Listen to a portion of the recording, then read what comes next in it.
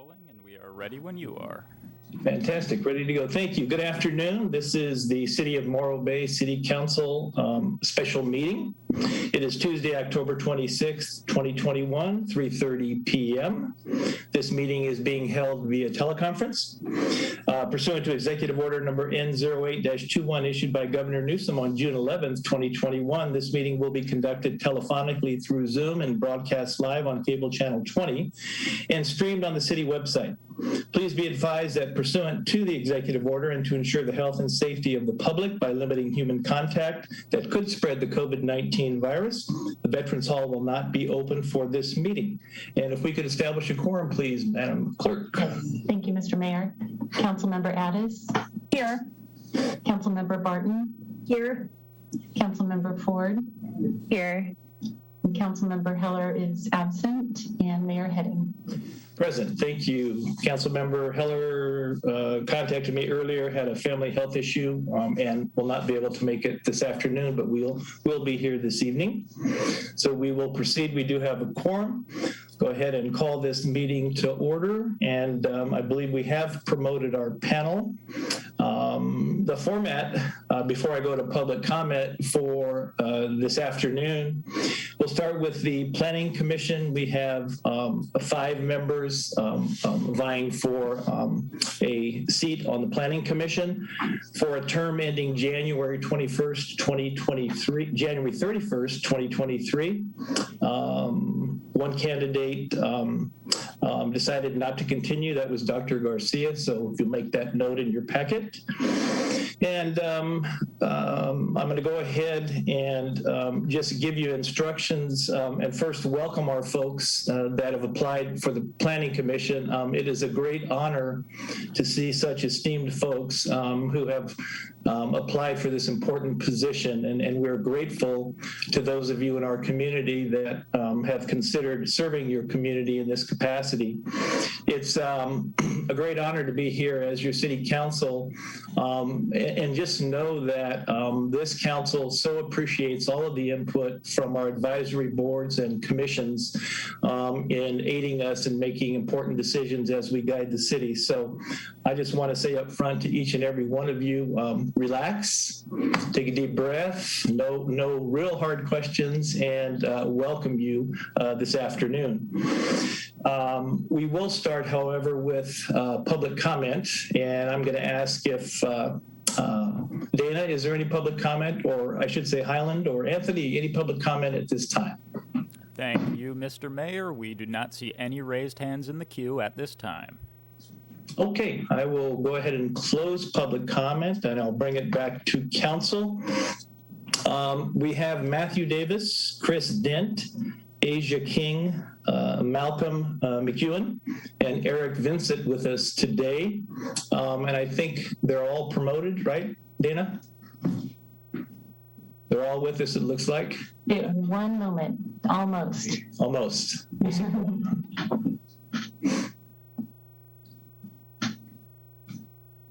One more.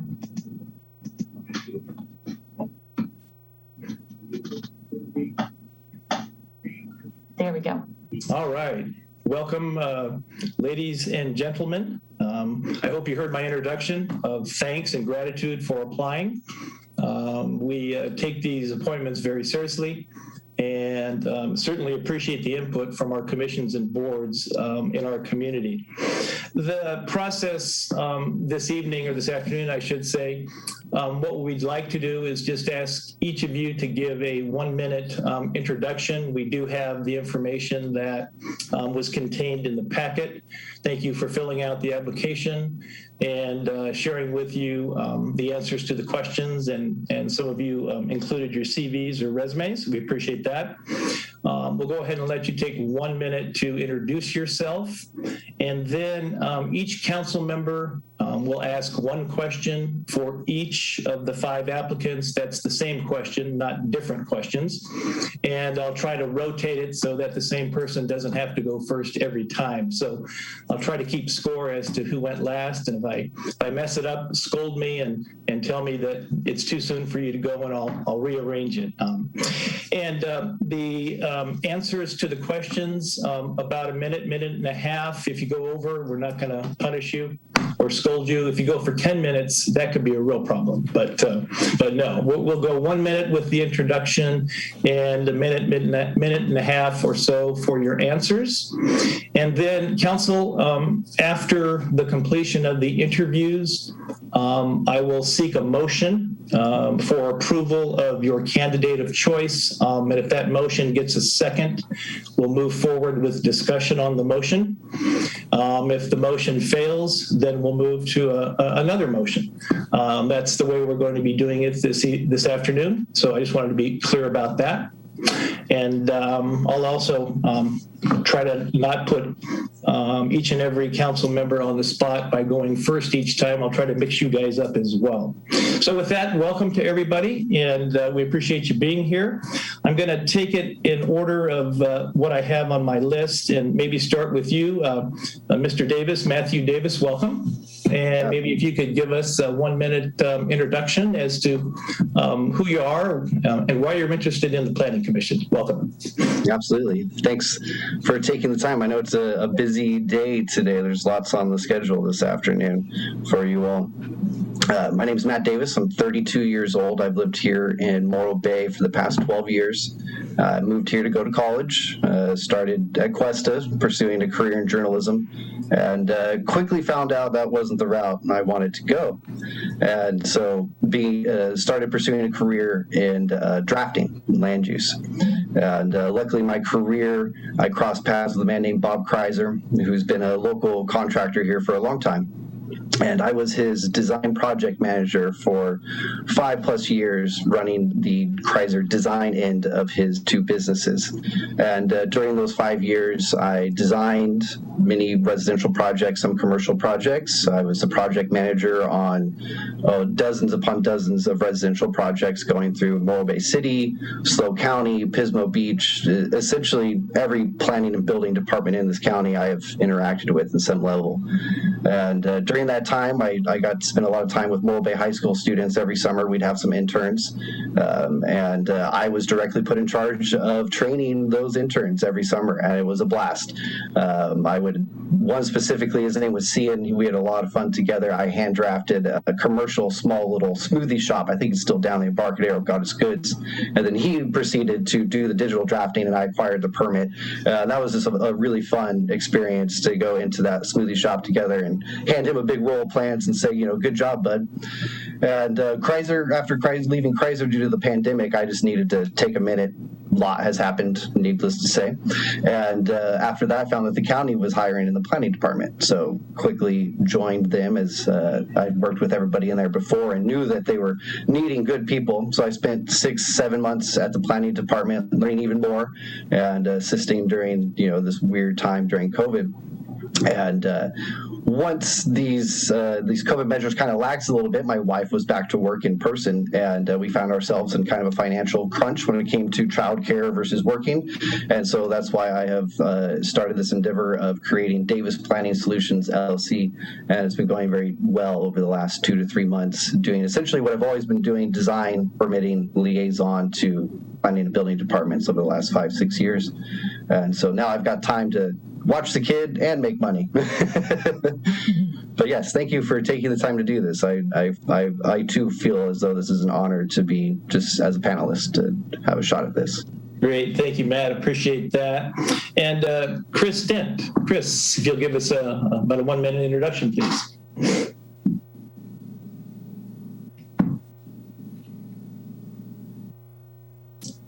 Chris, can you hear me? You're muted.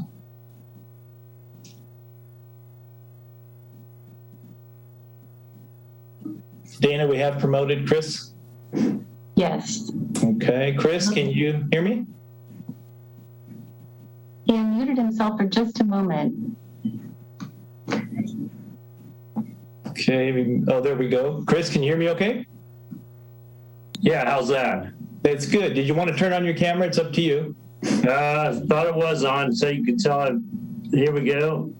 All right. Welcome. We're up and rolling. There you go. Welcome. I was just saying that when I signed up for this position, I didn't realize I was signing up for both Planning Commission and Public Works.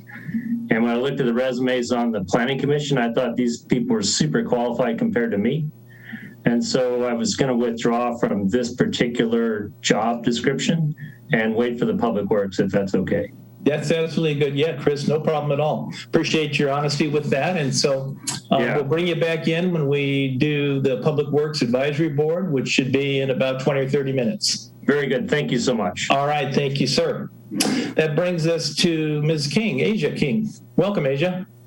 There. I was going to say, after going over everyone's little application blurbs and resumes, it seems like everyone was very highly qualified and had really interesting backgrounds. So I'm glad to be able to just be a part of the panel. My name is Asia King. I am here in Morro Bay, of course. I'm a 5th generation Central Coast resident. I'm glad to call this place home. I just had my son at Sierra Vista this last year, and so he is 6th generation. So anyways, that is a huge motivating factor for why I would love to be involved with what the Planning Commission is doing. My background is in community and economic development. I have a long history working for nonprofits, doing community development work, and in my more recent career, working in economic development and disaster planning with the federal government. So right now I am an economic development representative with the Federal Economic Development Administration. I'm lucky enough to be able to work from home here in Morro Bay. So we go down to Dog Beach every afternoon after work. It's a really good setup I've got. With the Economic Development Administration, I help, I'm a representative for the Central Coast, so I help San Luis Obispo County, Santa Barbara County, and parts of the San Joaquin Valley with their economic development planning and their project funding and development. So from a planning perspective, it is my job to work with cities, counties, and states, as well as tribes, to make sure their general plans, their specific area plans, their disaster plans, their natural hazard plans, their local coastal programs are all in line with federal planning requirements and documents. So that's just a very quick, brief overview. One last thing, I came to the Economic Development Administration from FEMA, and so I have a big focus on resilience and sustainability, integrating those things into economic and community development. So I know that is like a mouthful and a lot. Well, thank you very much. I appreciate that. You're very succinct. Malcolm McEwen, do you go by Mo? I see. Yes, yes. Mo? You can call me Malcolm or you can call me Mo, but okay. if you need a short version of Malcolm, your only option is Mo. Oh, okay. That's why I'm going to put that out there. Welcome. Well, thanks so much. To introduce myself to y'all, if you haven't met me before, I came to this area in '96. We moved to Cayucas, raised our daughter there. Worked in a couple of different places. My first big job was here in Morro Bay, just past Morro Bay, up Chorrell Creek at the Chorrell Flats Enhancement Project. I was the project coordinator right after that place got built, right before the big flood that filled it up with sediment. So I have a background in habitat restoration, and I'm a licensed civil engineer. Although I think I've let it go lapse because I haven't worked as a civil engineer in a couple of years. Most recently, I was an Uber driver. And before that, other things, I've been a math teacher at Cuesta. I've been a Peace Corps volunteer. Grew up in San Jose, California. Have a lovely wife, a grown daughter in Sacramento. I love to garden. I love to make music. I love limericks. I'm going to choir practice later today. There'll be time later in the meeting, I hope, to talk about any professional qualifications you need. But the main reason I'm here is I think that climate change is a real problem, and people need to be excited and enthusiastic and dedicated to making all the changes that are needed for that. And Planning Commission would be a great place to plan for those needed changes. We've got a lot of changes to make to reduce our greenhouse gas emissions and things like that. So that's why I'm getting involved. I think I have all the qualities and professional background needed to understand planning process and planning documents. But my main thrust, if I am appointed, will be to improve our ability to reduce greenhouse gas emissions here in Morro Bay. Thank you. Thank you, Mo. Appreciate that very much. Eric Vincent. Welcome, Eric. You're muted. There you go. There we go. Yes, sir. Hi, yeah, Eric Vincent here. Me and my family moved here in June of this year. We were previously down in Grover Beach, and during COVID, we absolutely fell in love with North County and just found ourselves up here all the time. And after a lot of research and stuff, we ended up here, and now I have a first grader and a third grader at Del Mar. And my wife is a substitute teacher, as well as she works at a shop here in town already, and also at one of the hotels. And then I currently have my design business, Vincent Designs, and I'm also a licensed general contractor. I don't really do that. I have just naturally always fallen into the drawing and drafting, and that's what I'm continuing to do at this point anyways. We'll see where the future takes us. My original background in all of this is I have a much older brother. He's a Cal Poly graduate, a licensed architect. I began working for him probably when I was about 16, as he had already graduated college by the time I was that age. And I worked for him for about 6 to 8 years. You know, the first 2 years were while in high school. The other 6 years were after. For him, I did anything from mini marts to apartment complexes. He did a wide variety, single family residential, but it was all hand drawing. And I was of that age when computers were becoming big and CAD and all of that. So I left him and went to work for a general contractor that wanted to start up his own CAD department and do design build construction. And that's where I found myself for the next 20 years, working for industrial contractor. We purchased the land, developed the land, sold the land, designed the buildings, built the buildings, got you financing, anything. I worked there until the business was turned over to the son, and there was a changing of guards, and I decided to take a different job with RMC Constructors, where I was chief estimator. And for them, I landed the $70 million Delta Shores project up in San Diego, Sacramento.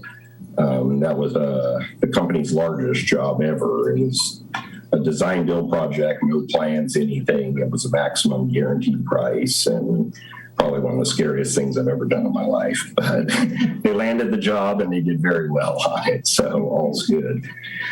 But doing that, I quickly got very burned out. And from there, I went out on my own. And now one of my primary clients is my old boss, the father at Don Pickett and Associates in the Central Valley. And I draw mostly for him his personal buildings. Right now, I'm drawing 6 25,000-foot industrial buildings for him. And it's led me to a position in my life where I have a little more availability. I have always wanted to be involved in the community. Me and my wife have finally found what we call home after much searching, and we plan to be here for a great while, and it would be awesome to be involved in the community in this way and help in any way I can. Great. Thank you very much, Eric. Appreciate that. Okay, we're going to move to council member questions. I'm going to start with council member Addis, and this will be one question it'll be the same question for each of you. I'm going to ask that you try to limit it to 1 minute just to be able to get through everybody and have everybody have a chance to have a turn to answer. But again, I won't cut you off, but if you can, try to limit it to a minute or so. So Councilmember Addis will start, and I'm going to rotate who gets to go first. I'm going to start with Eric. Even though we finish with you, you get to go first on the question, but we're going to back you up, and you'll not be first every time. So, Councilmember Addis, please. Thank you, Mayor. My question is actually 2 in 1. So, Council recently unanimously voiced support for major city goals in housing and climate. What would your approach be to balancing the need for historical preservation with the need to build more housing and address the climate crisis? Wow. Okay, that's a complicated one. I know it's 2 in 1 because I thought I had 2, but now I get I made her go first on purpose, you see. And if you need the question repeated, any of you, she'll be happy to do that. Yeah. Gotcha. Well, of course, with the city goals, those being established and voted on by council, I would do everything in my power to support those. And through the implementation of the general plan for the city of Morro Bay, I assume much of that was taken into account, seeing as it was just recently adopted this year.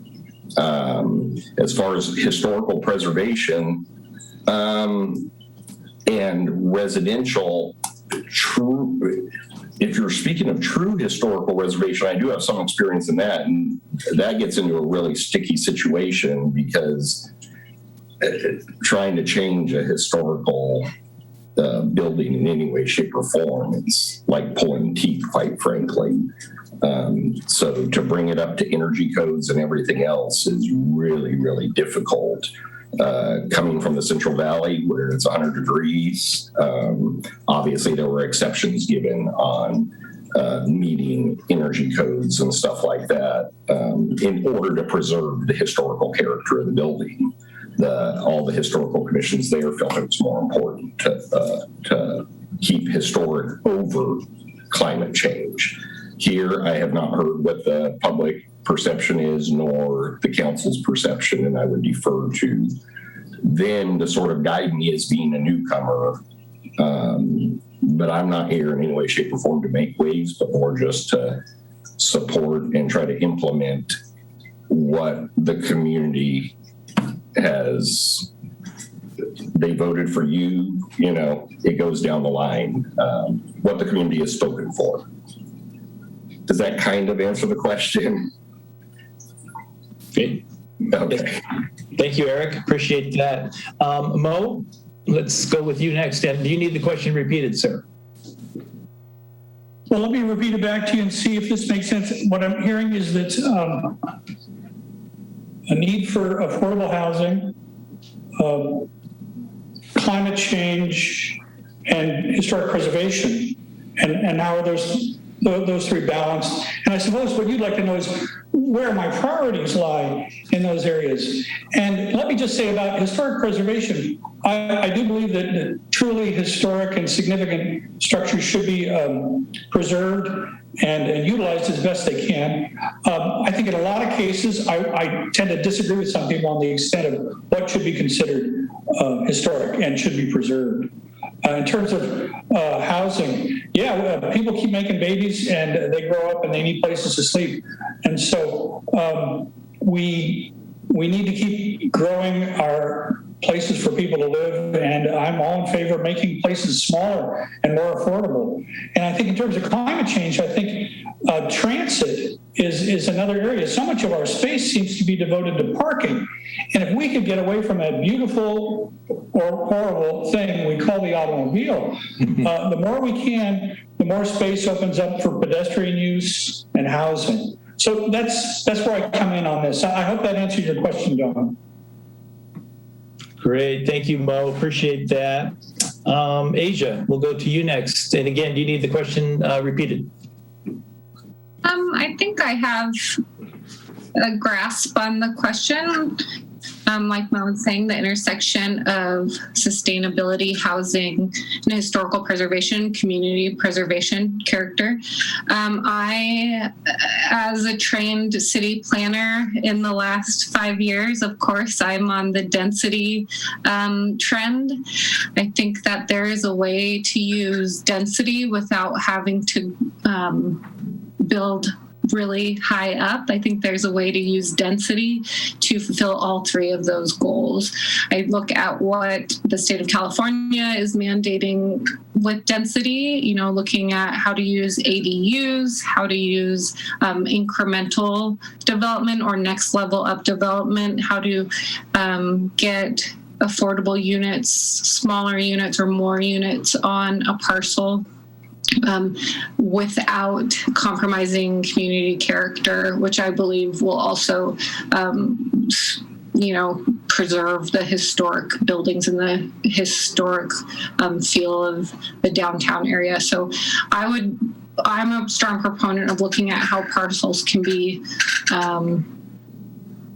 moved to the next level of increment of development without compromising all of those things. I think that also meets a sustainability goal because it means that development doesn't encroach on areas of conservation and preservation and doesn't encroach on environment. So, but I also know that the environmental review process is an intense process that takes a lot of consideration. So that's where I'm coming from. Great. Thanks, Asia. Appreciate that. Matthew. I would not mind the question being repeated. Sure. Councilmember Addis, would you repeat Absolutely. that question? Or those three questions? It's two, Mayor. It's not three. Maybe it's three. Council recently unanimously voiced support for major city goals in the areas of housing and addressing the climate crisis. As a commissioner, what would your approach be to balancing the need for historic preservation with the need to build more housing and the need to address the climate crisis? All right. Thank you for repeating that.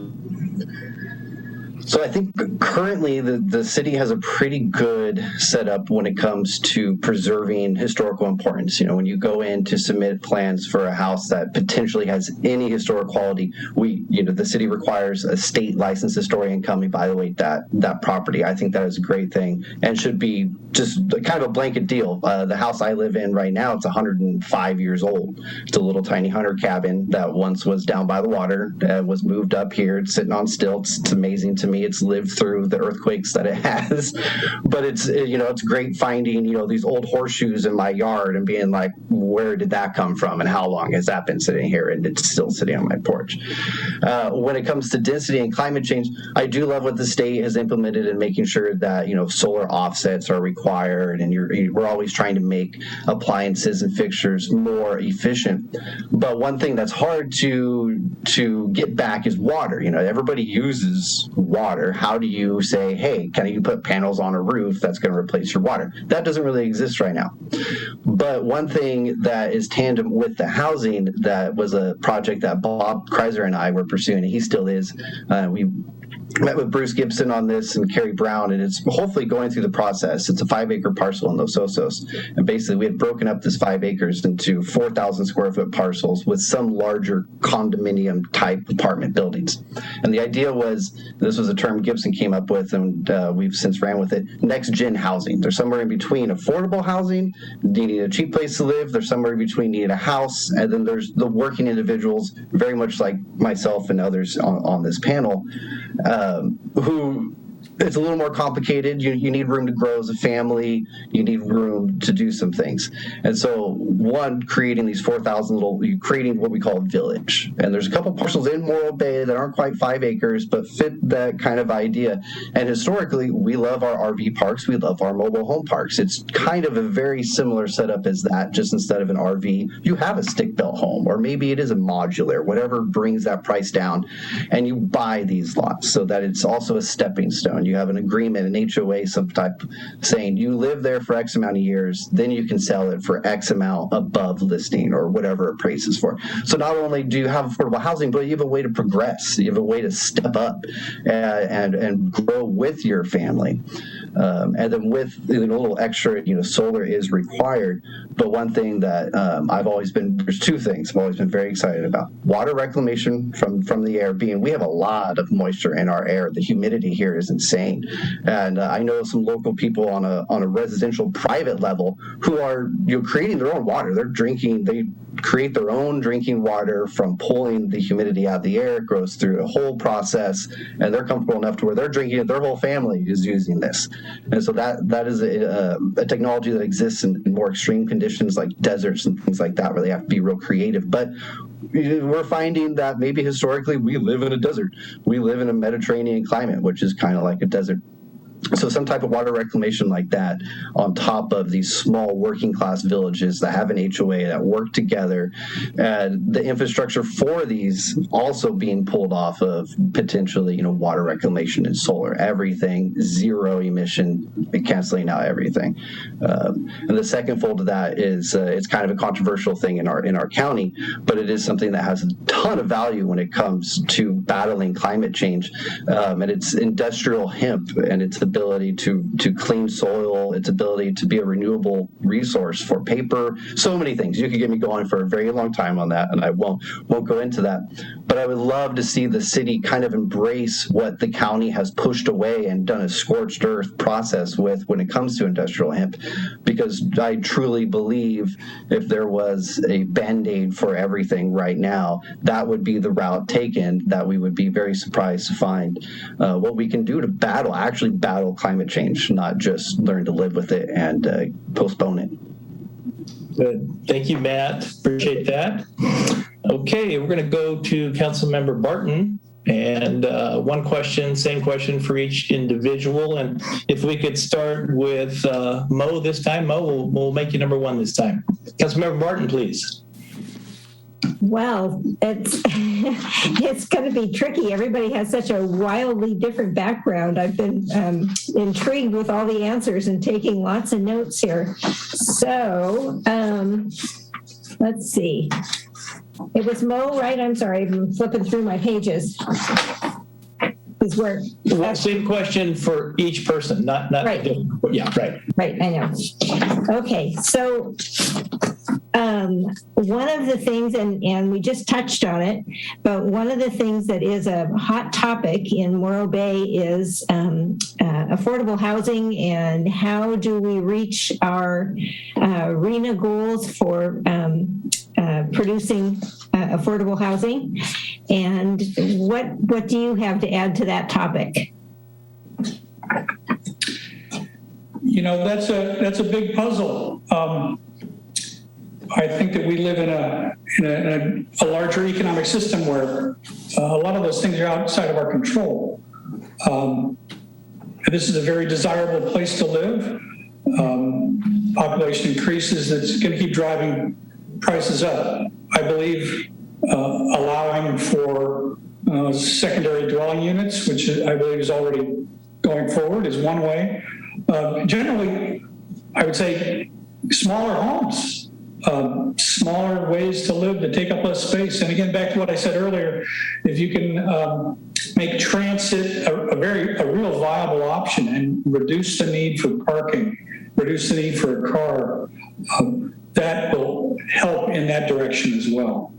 Other things outside of sort of the planning realm probably involve more things requiring government assistance or development agreements or deed restrictions that limit, that hold on to the property in some kind of a cooperative manner and prevent it from being used. Right now, property is used as a way to pass wealth on and how to make money. To take property out of that whole wealth stream is a challenge. So I believe there's limited things we can do with that, but allowing smaller buildings to be built is probably a good way to go. Okay. Thank you, Mo. Appreciate that. Asia, please. Oh yeah, really switching it up. I have to agree with Mo, but I also think that there, I know that federal and state funding, this with affordable housing, everything from HUD, CDBG grants to tax credit, LIHTC tax credits. I know all that stuff is really limited, and that Morro Bay might not even qualify for a lot of those funds. But I think that public-private partnerships are really important if we're going to tackle affordable housing, which is a very important equity issue. I think beyond public-private partnerships to build more dense housing, as I discussed before, something depending on the political appetite, something that I know other coastal communities have looked at is their short-term vacation rental policies, doing an analysis of how have short-term vacation rentals impacted housing availability, housing affordability, and what kind of policy tools do we have to integrate that discussion into our housing policy. And so those are density, public-private partnerships, and then state and federal funding are some of the areas I would look at. Thank you. Great, thank you so much. And how about Matthew, please?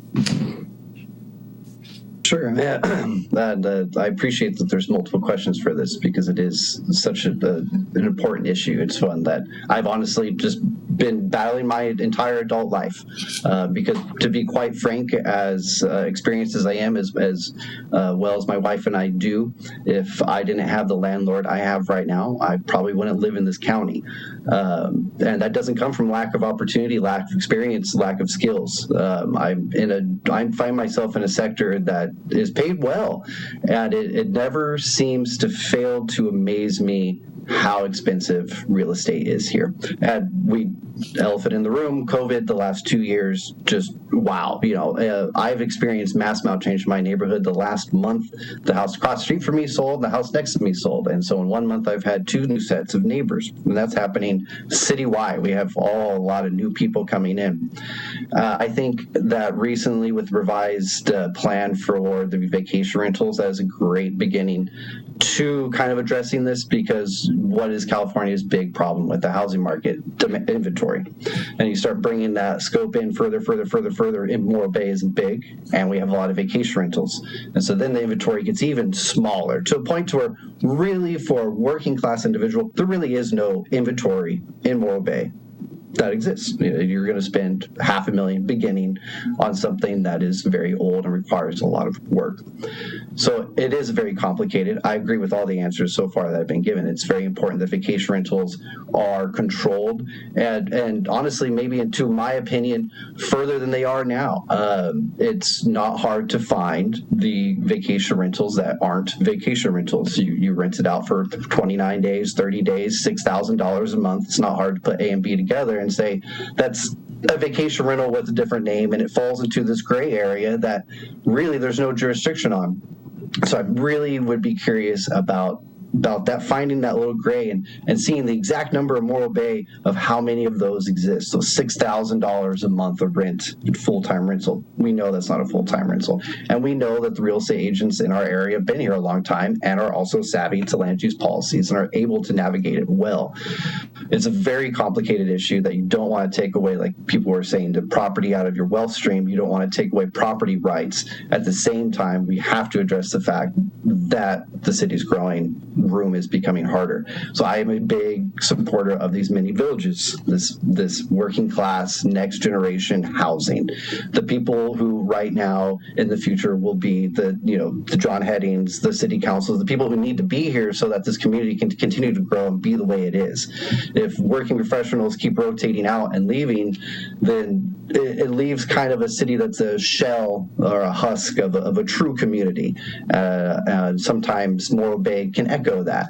And I would just really think exploring some of these larger parcels that are already vacant, and like Asia was saying, a public-private agreement. There's a lot of people here locally that create tiny homes and very small, dense ways of living, and to get really, really creative on how to do this. There is no one way, set, or form in how to do it. It's going to take everybody to do this.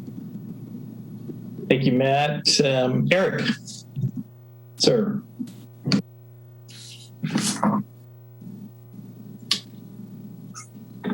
You're muted. You're muted. Sorry about that. That's all right. Yeah, that's a hard one, especially in Morro Bay, where I know that there's Measure F, so we're limited on our growth. So there may not even be a big opportunity in new construction on new lots to develop a whole bunch of tiny little homes. Another thing is I think a little bit of patience needs to be given to the word density, especially post-COVID here, because I don't know what a great idea it is to cram everybody as close as we can together. But when the property is ridiculous amounts of money, I completely understand.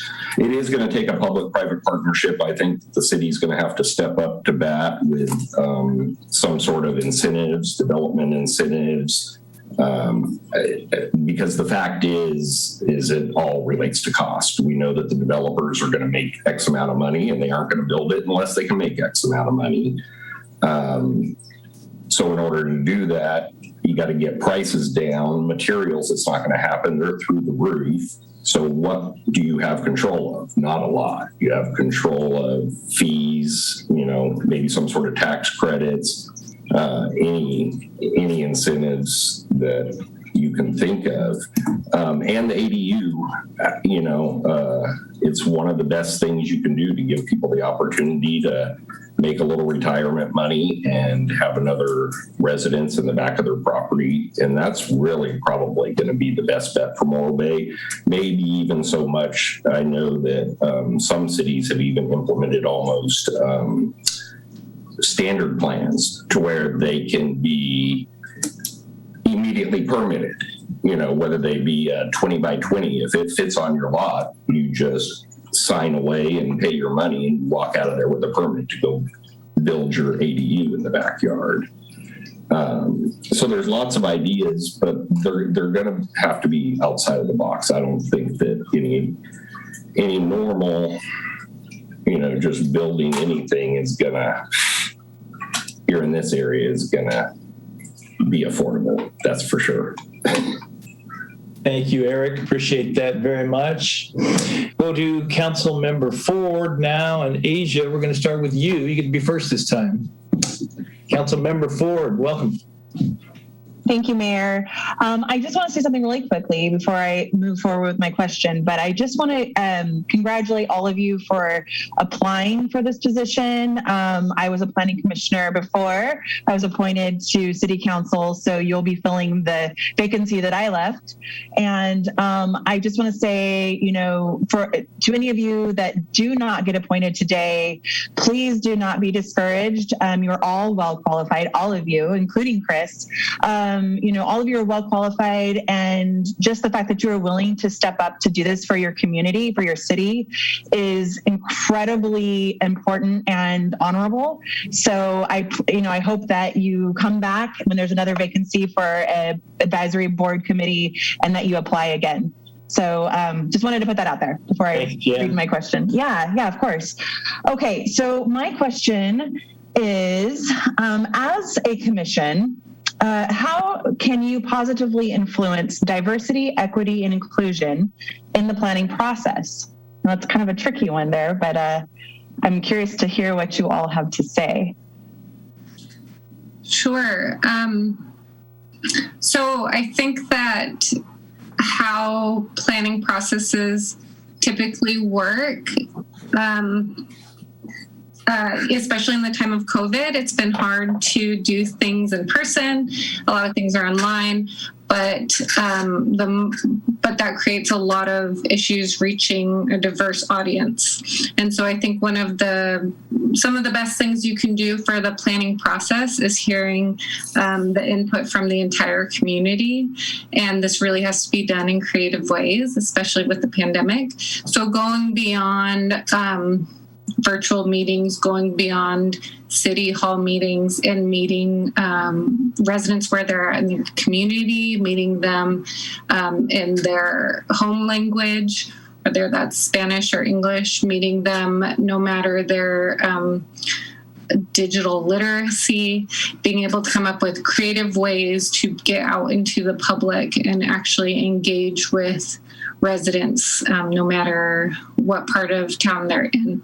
So that can look like anything from design or planning charrettes in non-traditional spaces.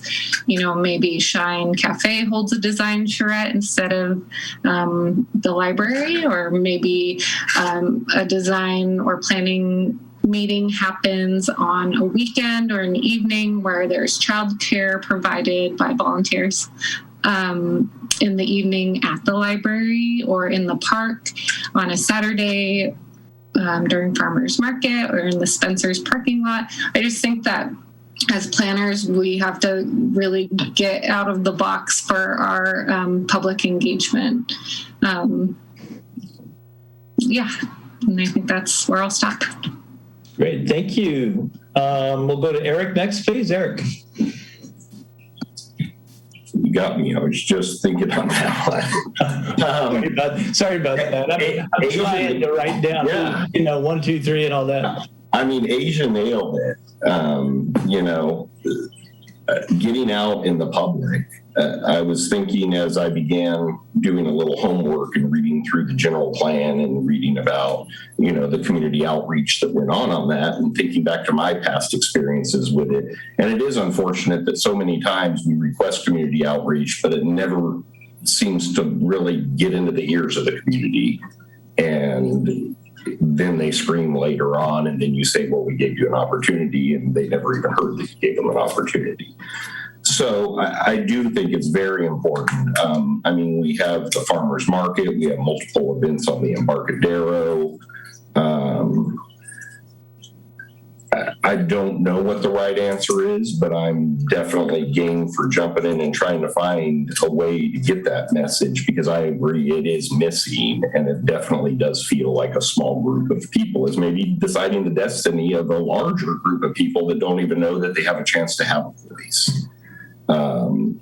Maybe radio spots, television spots. I don't know what kind of budgets that anybody has, or what kind of leeway the television stations or radio stations are willing to give. But that's a great question, and one that needs to be thought of. Thanks, Eric. Appreciate it. Mo, let's go to you, sir. Yeah, I think you've got your work cut out for you. Anyone who wants to increase general public participation in local government at any level, and planning, even for those of us familiar with its processes and its products, is not really the most exciting topic to engage in. And so I think Asia had some great ideas there, and it's all going to take a whole lot of extra work. And how do you make it fun? I think fun is one way to look at things. How do you get people to come to your city council meetings? How is it fun? They're long meetings, they're boring. Maybe they're not boring. I mean, you could, if you're going to think way outside the box, maybe send people a spoof letter saying, if you don't come to this planning meeting, the plan will bulldoze your house because we're going to put a highway through there. You'd get a lot of people at that meeting. I'm saying it couldn't work twice, the whole boy that cried wolf thing. But I acknowledge it's a difficulty, Jen. It's difficulty to get any sort of input. It's even more difficult to get people who don't feel that their voice has been heard to start with. And so why waste their time at a meeting that's kind of boring? And it's a challenge. And I do think it is something we need to work at, and certainly outside the box. That's all for me. Thank you, Mo. I'm going to send that to you about bulldozing the House to get you to come to the next city council meeting. I like that. That's a great idea. All right, let's go to Matthew, please, sir. Yeah, great question. Right off the bat, the first two things I thought of were code enforcement and business licenses. More often than not, people don't want to get involved with government. They do it when they have to. When there's a project next door, something that's immediately affecting them. That's when we go to meetings. That's when we pipe up. What really can affect these groups, from my experience working at the planning department of the county, is not having a clear process and clearly giving assistance to everyone on how to acquire the certificates needed to legally run a business. Very often the terms, the verbiage that we live in, we're used to it, we know what it means.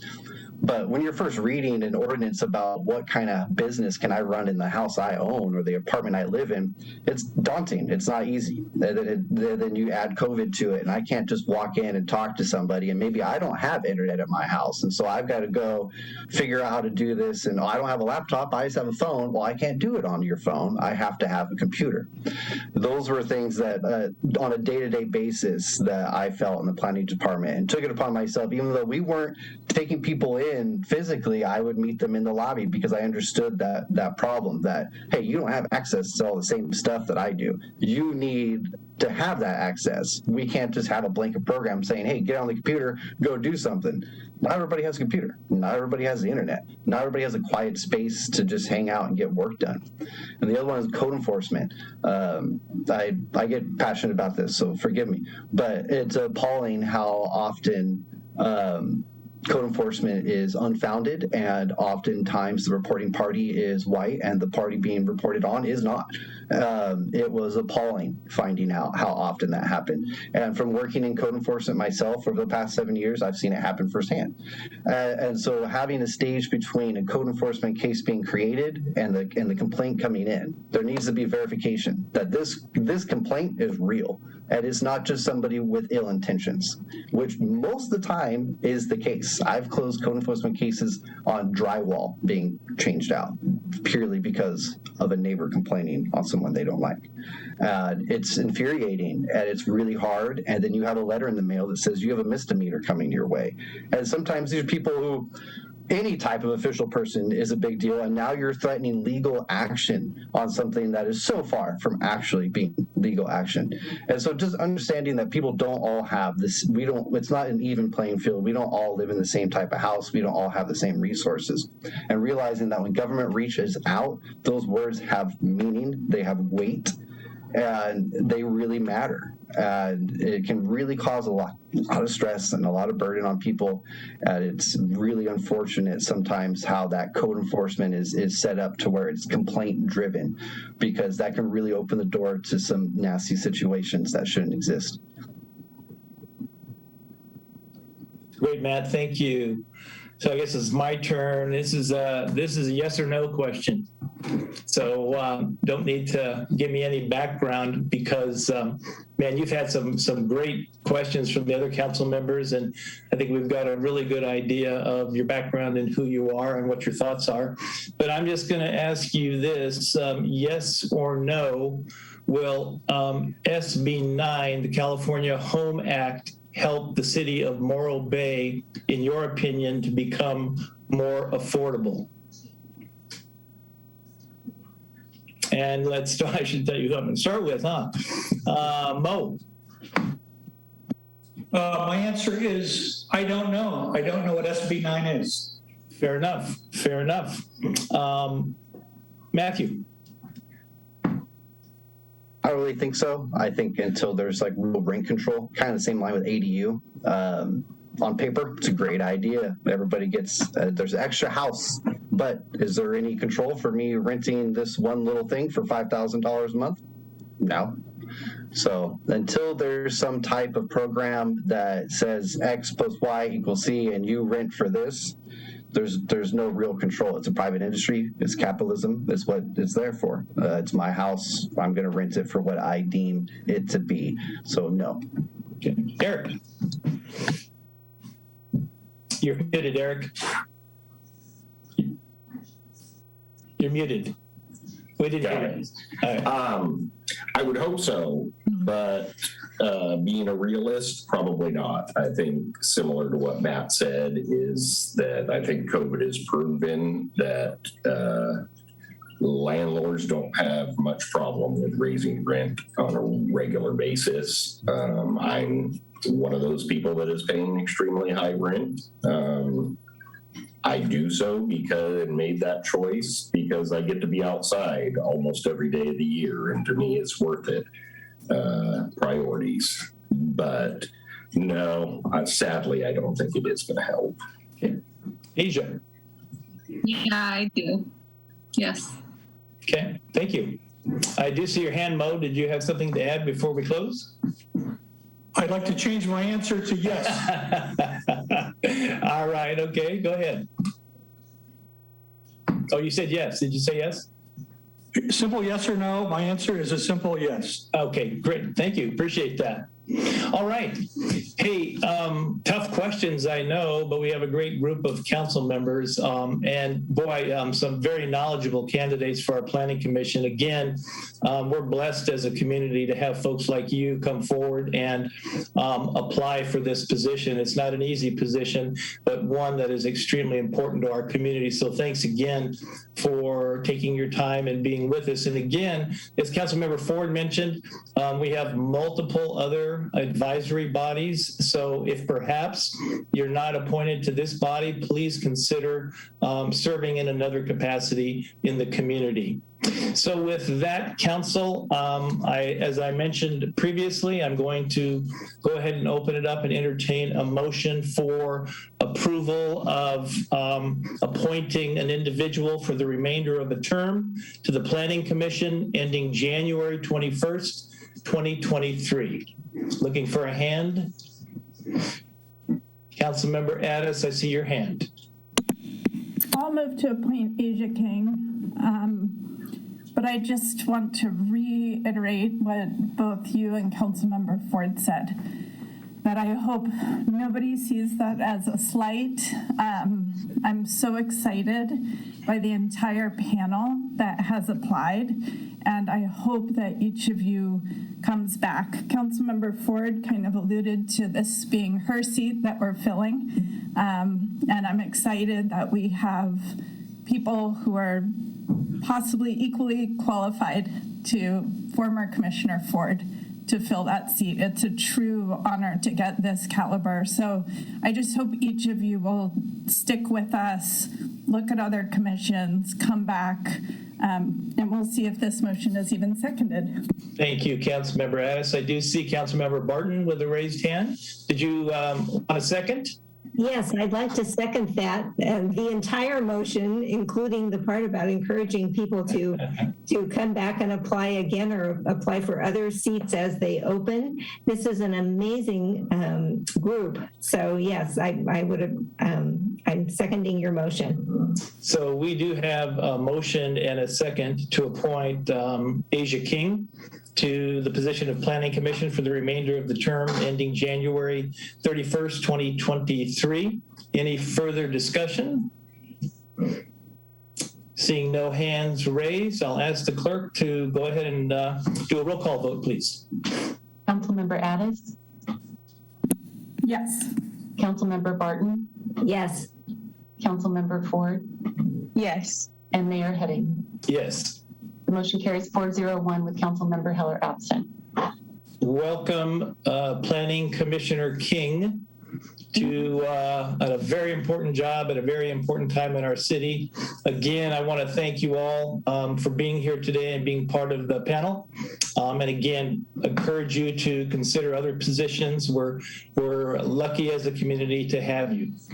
So thank you all. We're going to demote you folks, and we're going to bring in our next group for the Public Works Advisory Board. And again, our thanks. Thank you. I'll let the clerk go ahead and demote. That's a terrible term. I didn't want to say get rid of, but how about de-zoom? We're going to de-zoom. I actually don't have the power to do that, so I'm relying on the folks. AGP. Can we? We want to keep Chris Dent, Eric Vincent. Yes, Chris Dent. Eric Ridio just joined us. Okay. All right, we will promote them over. Could I get the names one more time, please? Chris Dent, Eric Ridio, and Eric Vincent. All right, they will be moved over. I think they're all here. I think we're good. We're good to go. Yeah, it looks like I see everybody. Eric Ridio, did I say that correctly? You can correct me now. Yes. Good? Okay. Perfect. I was going to apologize if I missed it. All right. Welcome, folks. This is a vacancy for the remainder of term ending January 31st, 2025 for our Public Works Advisory Board. If you were listening, which I think all but Mr. Ridio may have heard, what we'd like is a 1-minute introduction and try to limit it to 1 minute if possible. And then each of the council members will ask one question, which will be the same for each of you. And then we're going to go ahead and do via a motion the approval process for choosing one individual to the vacancy. So with that, welcome to you all again. I'll do this for Mr. Ridio's good to let you know that how much we appreciate you applying for this position. These are important city advisory boards. We have 3 well-qualified, again, individuals, and thank you all for stepping forward and being part of the process for hoping to serve our community. So let's go ahead and start with this time the introduction, and I'll start with Mr. Dent. Chris, welcome back. Thanks. Well, my wife and I, Lori, have lived here about 63 years. Well, I'm 63 years old, and we've lived in this community about 7 years. Just like everybody that I got to listen to was applying for the Planning Commission, I think everyone kind of wants to make Morro Bay better for everyone that comes after us. And I think definitely that's one of the reasons I was looking to volunteer to help the city. I was really impressed with all the last candidates, and even the ones that I've already kind of gotten to know Eric from his thing, and I'm super impressed with everybody, so I'm not too worried about who you appoint. I can tell you're going to get somebody really good. One of the things I think I could bring to this is I have had a lot of experience being 63, living in multiple different communities and kind of seeing what things work and what don't. Try to use common sense. I've always been a hard worker. And then I have come from the perspective of a resident here that's trying to access all the recreation opportunities we have. I like to paddleboard and kayak and fish and golf, and I road bike and mountain bike, and my wife and I like to be able to walk down to restaurants downtown. So these are the kind of things that I think are super important for this community to make it real livable. And my goal, if I was part of the Public Works Advisory Committee, would to make sure that those things continued. Great, thank you, Chris. Appreciate that very much. Eric Ridio, I'll let you go next, sir. Welcome. Thank you. Appreciate this opportunity. Eric Ridio, live in Morro Bay, obviously, and married and have 2 children,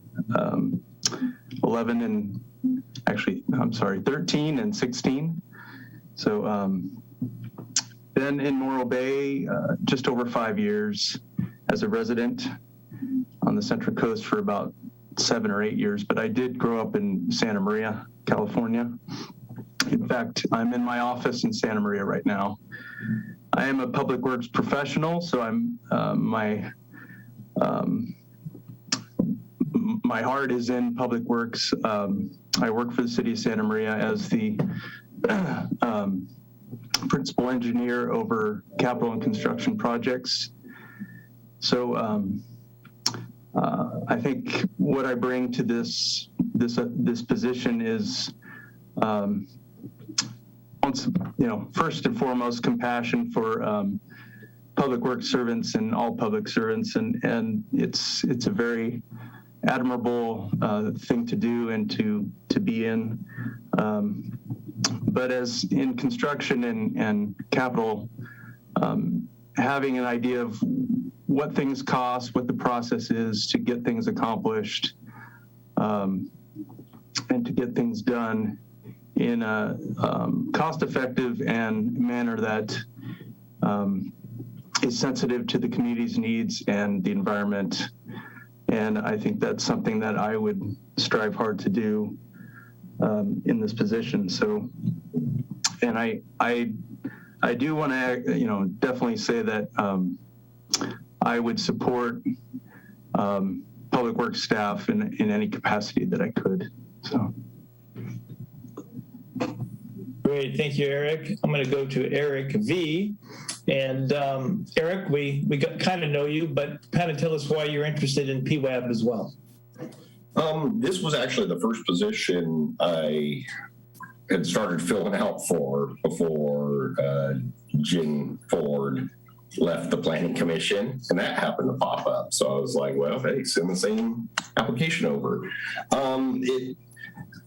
As you said, you got to know me. I have been on a Public Works liaison committee before. I have developed, 8 subdivisions of at least 50 to 60. So I'm familiar with all the construction methods used in public works, et cetera. And beyond that, I just try to use common sense, level-headed thinking, and honesty to make decisions. There we go. Great. Thank you so much, gentlemen. Appreciate the introduction. We're going to start with Councilmember Ford this time. And again, 1 minute if you could for your answers, folks. And one question, same question for all three of you. So Councilmember Ford. Thank you. Thank you all for applying for this position. My question is in regards to a recent goal that we as council decided to support. And it's in regards to city infrastructure, sanitation, and circulation on the waterfront regarding pedestrian, bicycle, and vehicle traffic. So I'd like to know, as a member of the Public Works Advisory Board, what would your approach and your perspective be on addressing infrastructure and circulation? I should tell you who's first, huh? Let's start with Eric Vincent, please.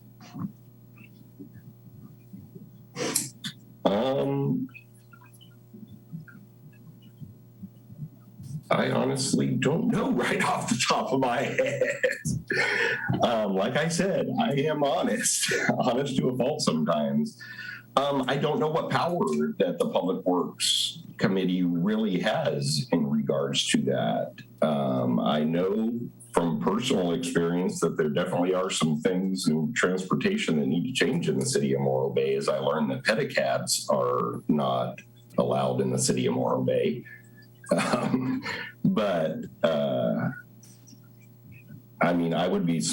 know it's going to be a big challenge coming up. I see that parking is becoming a big challenge around here.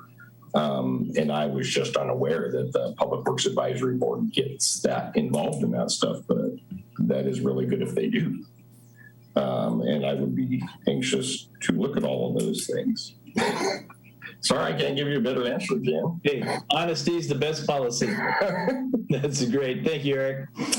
Let's go to Eric R.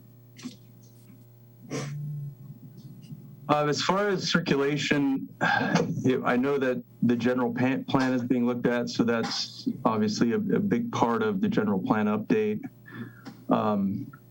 If there's something additional that needs to be done, there probably this committee and there'd probably even be need for looking at another committee of reaching out to the community and community engagement as far as coming up with, studying it.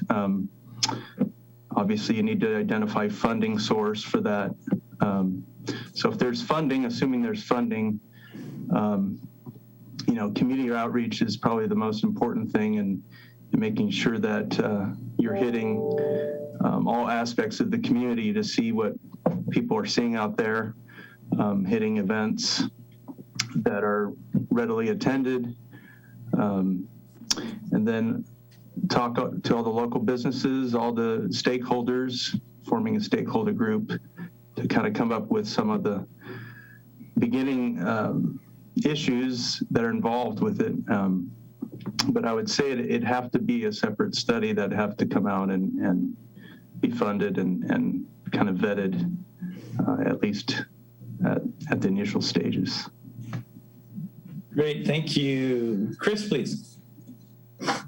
Well, I guess I maybe have firsthand experience because riding your bike down through there on the weekends, going out to the rock or going across the bridge and, riding out towards Cayucas is quite a challenge.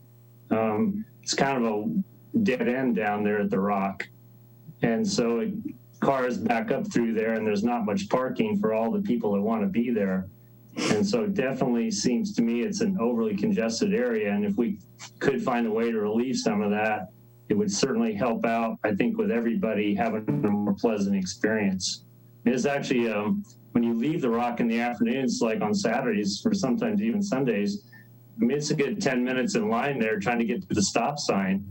So it's definitely a problem. And I think it definitely is something that would be kind of nice to look at on a long-term basis, especially because of the other changes coming, possibly with the power plant and stuff like that.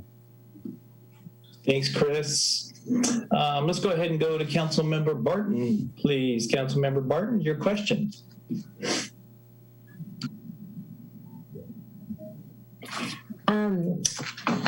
I think that all of you have probably noticed the biggest public works project that we've ever taken on in Morro Bay happening in our midst. And I wonder, what are your thoughts about that project and how you might function in an advisory capacity on this committee?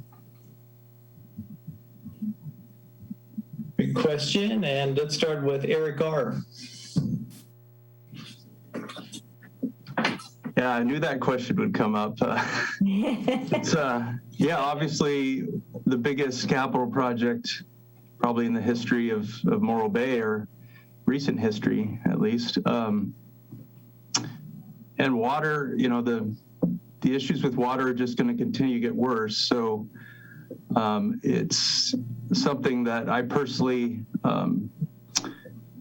support and have supported since I've been in Morro Bay, because as I know, the longer you wait, the more expensive things get. I know what's been done has been done, and you can't go back and change what's in the past. And it would have been nice to do something with Cayucas. I understand all that, but I was in support of moving forward with it. There's a lot of design issues, there's a lot of challenges, and I think the big issue, with being able to recharge our local water, reuse and recycle, is really the only way we can have a bright future in Morro Bay with, state water dwindling and other resources. So it's a very important project to me.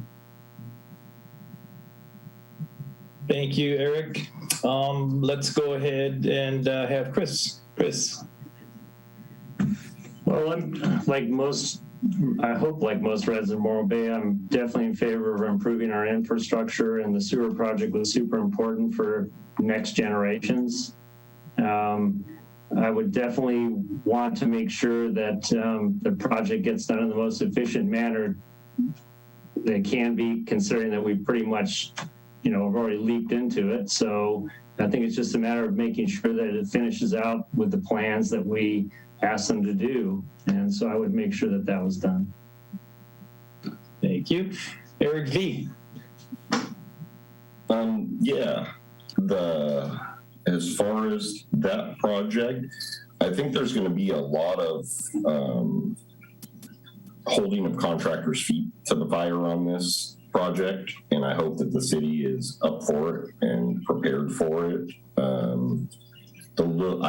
I admit I am not 100% up to date on it, but from what I have been watching since we have been here and the developments, I feel number one is transparency.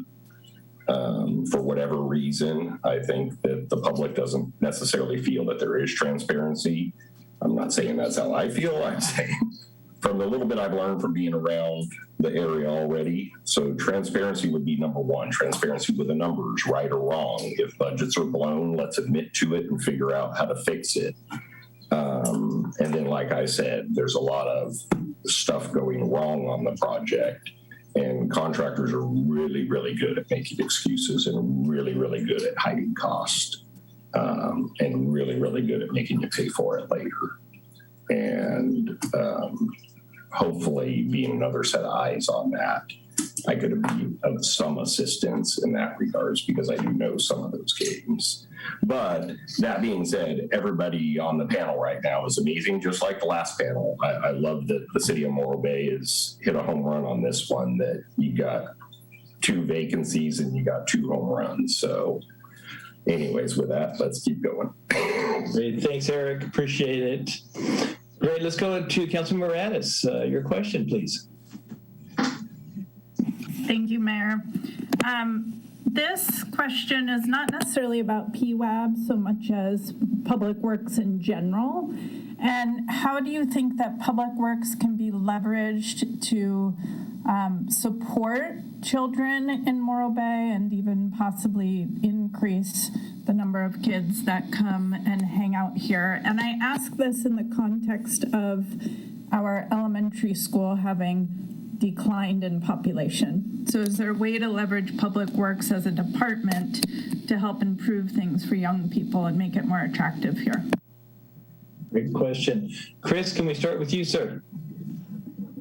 Yeah, off the top of my head, nothing actually comes to mind. Obviously, you've had a chance to think about that particular question. I assume the population, it's hard for families to live here, and so children don't, I know most of the kids are probably on the north side and there aren't that many. I believe I was reading somewhere like at Delmar that 60 or 70% of the kids there are eligible for subsidized lunches and other kinds of things. So off the top of my head, honestly, I don't know how I would do that. I'd have to really think about that. Thanks, Chris. Appreciate that. Eric V. I would hope that there would be some way that you could intermingle Public Works in with parks a little bit. I'm not quite sure how, but I know that the city definitely needs a new skate park upgrade. I know that there's other things I have seen done around pump tracks, different things that maybe you could incorporate into a bike trail so that it's serving double purpose. I'm sure there's more trails to come in the city and stuff. Short of that sort of cooperation between 2 departments, and then that would be another one on Public Works would be probably, especially in North Morro, ensuring that there's a safe path for kids to school, safe sidewalks, safe paths, safe bicycle routes, making sure the parents feel comfortable. We ended up where we ended up in Morro Bay because there's not a lot of choice with rental housing. So we had made ourselves okay with, if we live on one side, we'll have our kids get the bus experience. But if we live on the other side, we wanted our kids to get the walk to school experience, and having better sidewalks and stuff like that would definitely make a parent feel more comfortable allowing their kids to do so at a young age. I mean, us parents nowadays are a lot more uptight than I know my parents were. Thanks, Eric. Eric R., please.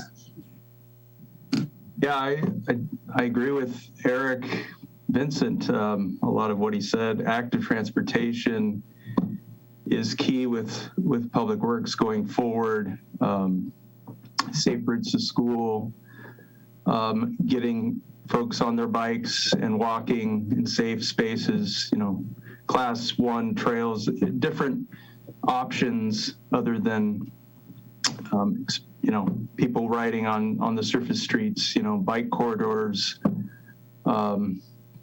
There's lots of different active options, and maybe the answer to that is looking at an active transportation plan for the city or collective with the county, or think big with that, because there's a lot of grant opportunities that we just have to put in the work and the outreach to be able to qualify. And there's a lot of money that we could realize if we put in the work to do that. And Public Works also does, maybe get involved with the schools and kind of invite schools to check out Public Works, is, and some of the other city positions is another thing to make things cool for the students to see. So. Great, good stuff. All right. Last question, gentlemen. When Stockton went through bankruptcy, one of the major initiatives post-bankruptcy was this huge rise in community volunteerism. And so my question is, from a public works standpoint, what are your thoughts about how we might be able to increase community volunteerism in public works projects? I don't mean like building the wastewater treatment facility, but parks improvements, bathroom rebuilding, bocce ball court construction, those kinds of things. Do you have any thoughts about what kinds of policies might help to improve volunteerism? And let me start, if I could, with Eric R. Those are great examples. I think, the pickleball courts are one thing, nearby where I live. It has created tremendous support of the community and people wanting to pay $1 to use the courts, to do their part to help out. Obviously, the resurfacing and some of the more, some of those things can't be done by, the folks in the public readily, but finding opportunities, passions of people and really the outreach to the community. Hey, if you want to make this happen, we need the support. And, like I said before, with active transportation, a lot of people want to be outside, and we have this great waterfront. Let's get people on their bikes and walking down to the waterfront so we don't have to worry about parking as much. Or, obviously we have tourism and we want to promote that. So there's a lot of influx of that, but I think there's lots of ways that people want to step up if we make it appealing and we do the right outreach. Great, thank you. Let's go to, if we could, Chris, please. I do remember our church did some bathroom remodeling, so I think people are out there that would help out on projects. I have a passion for biking.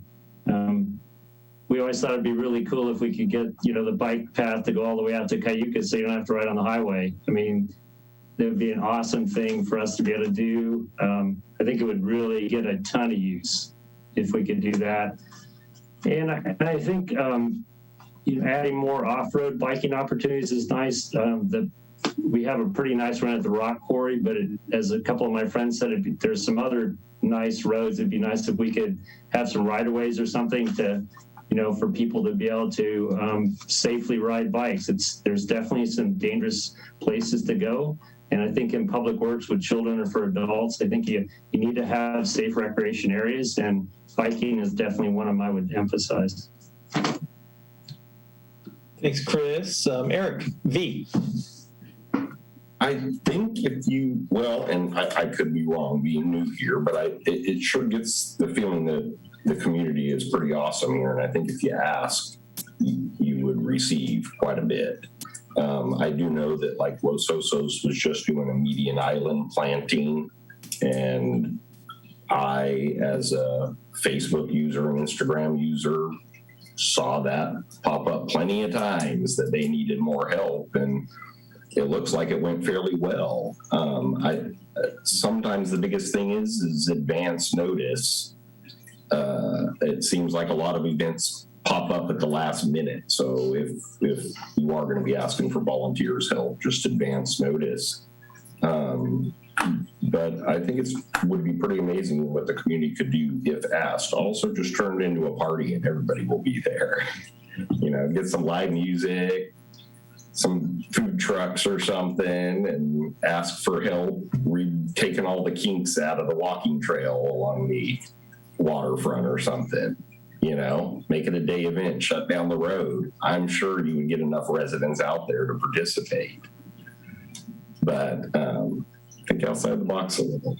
Anyways, thanks. Yeah, we almost had that Sunday with our community concert, but who thought it would rain in Morro Bay, of all places? Well, gentlemen, thank you so much.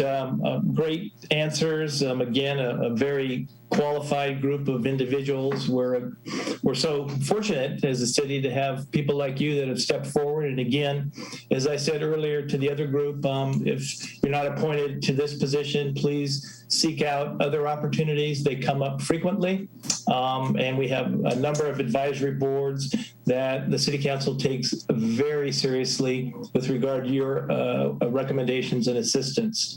So with that, I will entertain a motion, and I have Councilmember Barton's hand up. Go ahead, Councilmember Barton. I would like to move to select Eric Ridio for the PWAB board. Okay, we have a motion by Councilmember Barton for Eric Ridio, and I see Councilmember Addis's hand as well. Go ahead, Councilmember. I can support that motion, and I just hope Chris and Eric stay involved and help us plan that volunteer party. I hope, because we would love to see you. We would love to see you back and stay engaged. If this motion passes, we'll see what happens. And we'll lean on Chris for some biking ideas. Good. We do have a motion and a second to appoint Eric Ridio to the vacancy for the remainder of the term ending January 31st, 2025 to our Public Works Advisory Board. And if there's no further discussion, I will ask the clerk for a roll call vote, please. Councilmember Addis? Yes. Councilmember Barton? Yes. Councilmember Ford? Yes. And Mayor Heading? Yes. Motion carries 401 with Councilmember Heller absent. Well, welcome, Eric. We're looking forward to your service on our Public Works Advisory Board. Again, gentlemen, thank you so much for being with us this afternoon. And please consider again applying for many other positions that will be coming up.